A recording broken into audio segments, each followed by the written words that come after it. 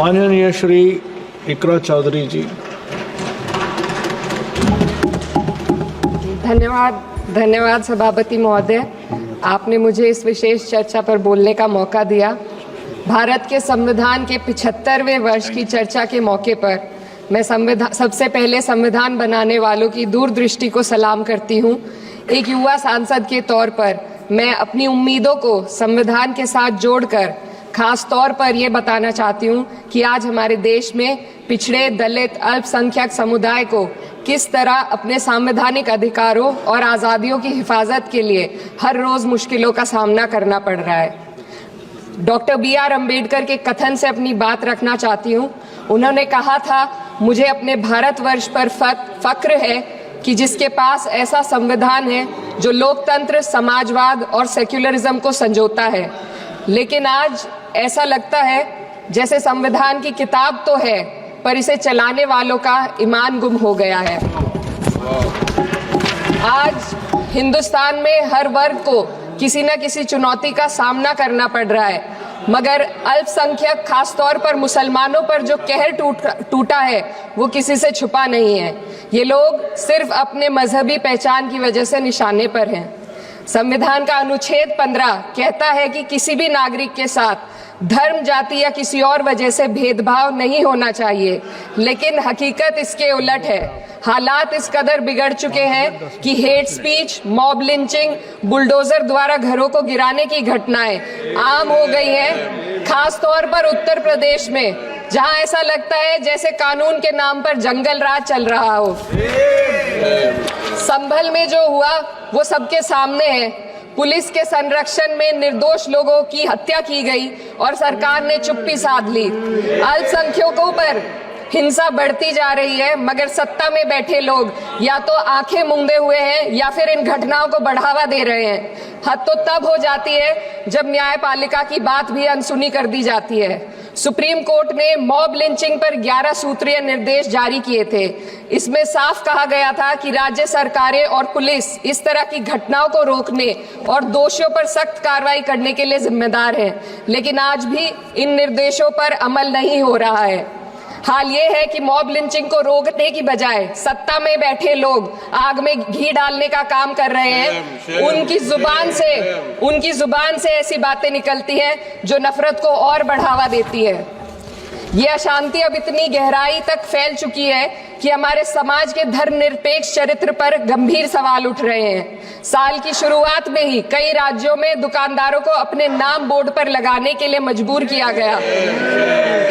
इसे सेहत और सुरक्षा के कानूनों का हिस्सा बताया गया, मगर असल मंशा कुछ और थी। ये कदम खास तौर पर मुसलमान दुकानदारों को निशाना बनाकर उठाया गया ताकि उनकी रोजी रोटी पर चोट की जाए। पिछले हफ्ते मुरादाबाद में एक मुस्लिम डॉक्टर को हिंदू बहुल्य मोहल्ले में घर खरीदने पर विरोध झेलना पड़ा। वजह बताई गई कि इससे मोहल्ले की सामाजिक शांति बिगड़ जाएगी। अब आप ही बताइए, क्या ये वजह सही है, जायज है? असल में ये छोटी बड़ी घटना इस बात का सबूत है कि सांप्रदायिकता को बढ़ावा देने वाले बयान और नीतियां हमारे समाज को अंदर से खोखला कर रही है। उत्तर प्रदेश में यति नरसिंहन ने बेहद घटिया बयान दिया, लेकिन सरकार इन बयानों पर कोई कार्रवाई नहीं कर रही। हेट स्पीच न केवल जनमानस के विचारों को प्रदूषित करती है, बल्कि इससे अब संवैधानिक पदों पर बैठे लोगों को भी प्रभावित कर दिया है। अभी हाल ही में माननीय उच्च न्यायालय इलाहाबाद के माननीय न्यायाधीश ने ऐसे बयान दिए जिसका संज्ञान खुद सुप्रीम कोर्ट को लेना पड़ा। संविधान के अनुच्छेद 29 और 30 ने अल्पसंख्यकों को उनके मजहबी और सांस्कृतिक हक दिए हैं ताकि वो अपनी पहचान को बचा सके और अपने संस्थान चला सके, लेकिन आज उन्हीं हकों पर हर तरफ से चोट की जा रही है। वक्फ जैसे बिल लाकर उनके धार्मिक अधिकारों को छीनने की कोशिश की जा रही है। आज अल्पसंख्यक समुदाय को संविधान द्वारा दिए गए अपने बुनियादी अधिकार पाने के लिए लंबी लड़ाई लड़नी पड़ रही है। ऐसे कई मामले अदालत ने न्याय देकर संविधान की रक्षा की है, लेकिन अदालती प्रक्रिया में जो समय लगता है उसकी वजह से देश के सामाजिक ताने बाने को भारी नुकसान उठाना पड़ता है। मिसाल के तौर पर इलाहाबाद हाई कोर्ट ने 2004 के मदरसा एक्ट को रद्द कर दिया था, जिससे मदरसों के संचालन पर सवाल उठे। हालांकि सुप्रीम कोर्ट ने बाद में इस फैसले को पलट दिया और एक्ट को वैध करार दिया, लेकिन इस प्रक्रिया में जो समय लगा उसने अल्पसंख्यकों को बेचैनी और संघर्ष के दौर में डाला है। इसी कड़ी में प्लेसेस ऑफ वर्शिप एक्ट 91 भी आता है और कई अन्य अधिकार, उन्हें भी इसी तरह अदालती लड़ाइयों में उलझाया जा रहा है। ये स्थिति न केवल अल्पसंख्यकों के अधिकारों की राह में रुकावट है, बल्कि justice delayed is justice denied जैसी कहावत को सिद्ध करती है। मैं इस सदन से दुनिया भर के अल्पसंख्यकों की आवाज उठाना चाहती हूँ, खास तौर पर हमारे पड़ोसी देश बांग्लादेश में अल्पसंख्यकों के साथ जो हो रहा है वे दिल को गहरे तक चोट पहुंचाने वाला है। उनकी जान माल की हत्या की जा रही है। बांग्लादेश हो या हिंदुस्तान हो या कोई और देश, अल्पसंख्यकों की सुरक्षा, इज्जत और अधिकारों की हिफाजत हर सरकार की सबसे पहली जिम्मेदारी होनी चाहिए।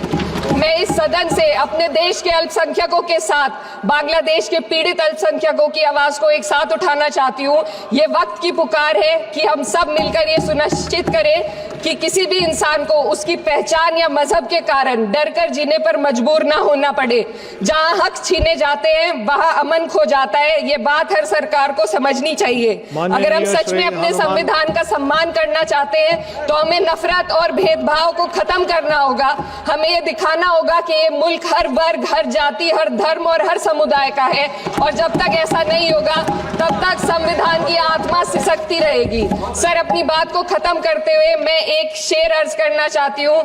ये दाग दाग उजाला, ये शब गजीदा शहर, वो इंतजार था जिसका, ये वो शहर तो नहीं।